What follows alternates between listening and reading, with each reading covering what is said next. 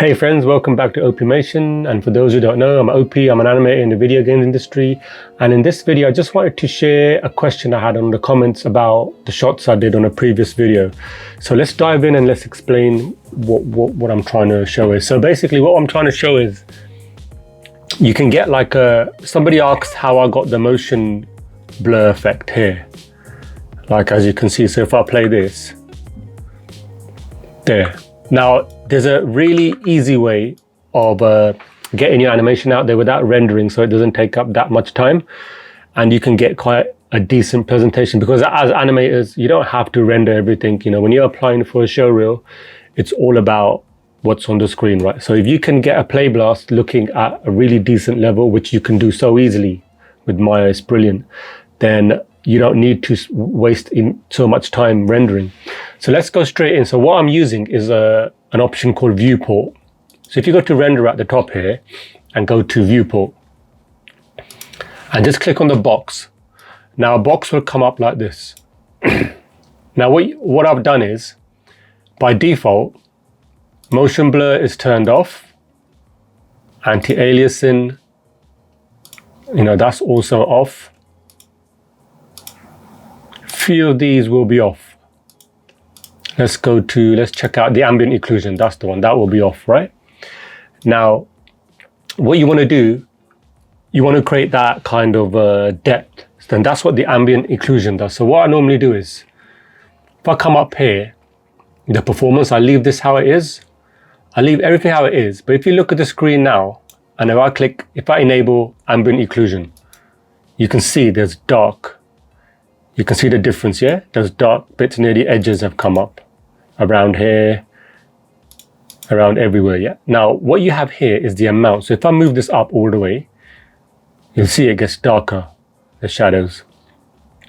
And what I have here, if I put this all the way, this is the radius, the area effects. So if you put that all the way to 0, obviously it affects less. So, and this is the filter, right? How smooth it is. So if you put it on 0, it's completely pixelated at the bottom. What I tend to do is I normally push these all the way up, and I bring this to about halfway. But what you notice, if I put it up full and I play it, it might not happen now, but yeah, you get that kind of flickering and stuff like that. So it's all about playing around with the settings. So normally I have this halfway. So as you can see here as well, you can see on the character. So I just get it where I want it, so that when I play back,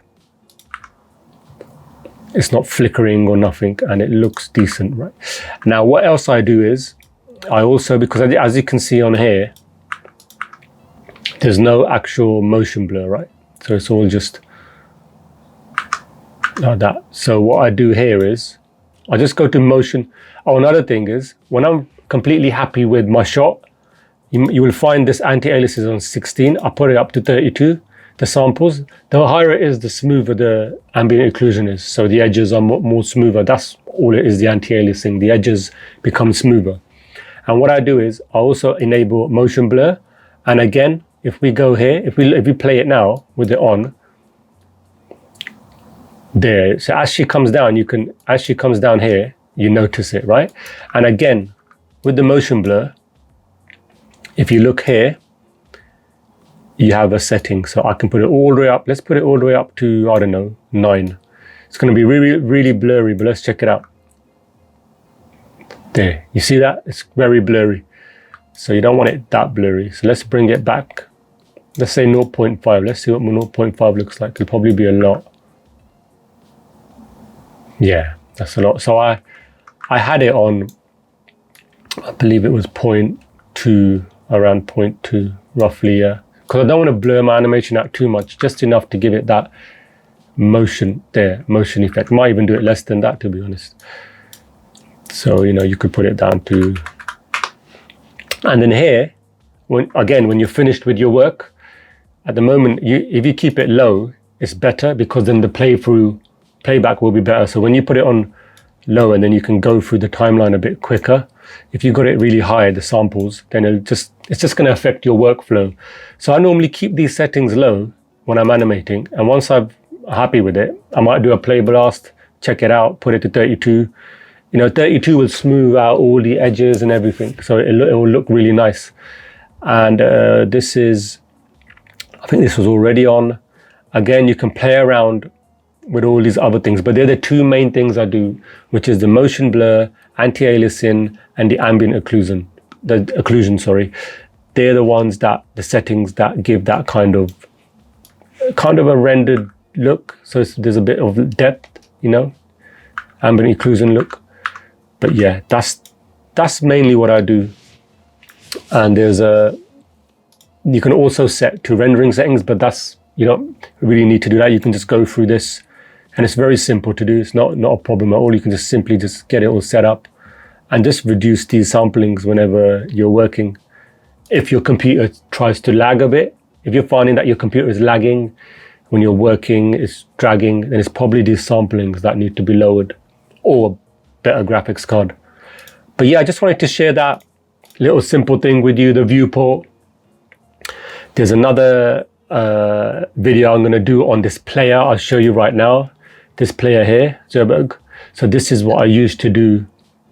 Sorry, Zerbrig. This is what I used to do playback my animations on. It's a really good tool for like going back and forth and really going through each keyframe and frame. We'll go through that in the next video.